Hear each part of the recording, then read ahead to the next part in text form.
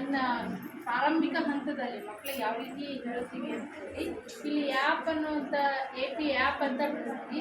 ಅದರಲ್ಲಿ C ಬಂದಾಗ ಏನಾಗುತ್ತೆ ಕ್ಯಾಪ್, ನೆಕ್ಸ್ಟ್ M ಬಂದಾಗ ಮ್ಯಾಪ್, ನೆಕ್ಸ್ಟ್ ಅದೇ ಥರ T ಬಂದಾಗ ಟ್ಯಾಪ್, S ಬಂದಾಗ ಸ್ಯಾಪ್, ನೆಕ್ಸ್ಟ್ G ಬಂದಾಗ ಗ್ಯಾಪ್. ಇದೇ ಥರ ಇನ್ನೊಂದು ಬ್ಲೆಂಡಿಂಗ್ ವರ್ಡ್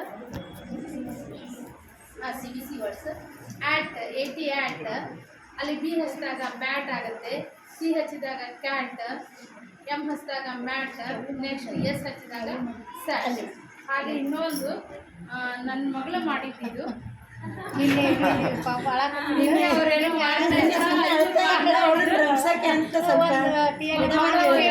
ಮಾಡ್ತಿರ್ತಾಳೆ. ಅವ್ರ ಮನೆಯಲ್ಲಿ ನಮ್ಮ ಮನೇಲಿ ಎಲ್ಲ ಈ ಥರ ಪೇಪರ್ಸ್ ಕಟ್ಟಿಂಗ್ ಸೀಸರ್ ನಾನು ಎಲ್ಲಿ ತೆಗೆದಿಟ್ರು ಅಕ್ಕಿ ತೊಗೊಂಡು ಬಂದು ವೆರೈಟಿ ಮಾಡ್ತಾಳೆ.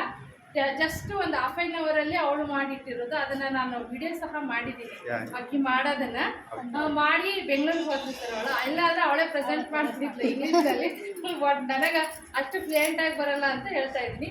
Days of the week: Sunday, Monday, Tuesday, Wednesday, Thursday, Friday, Saturday. ಈ ಥರ ಅವಳೇ ಮಾಡಿರುವಂಥ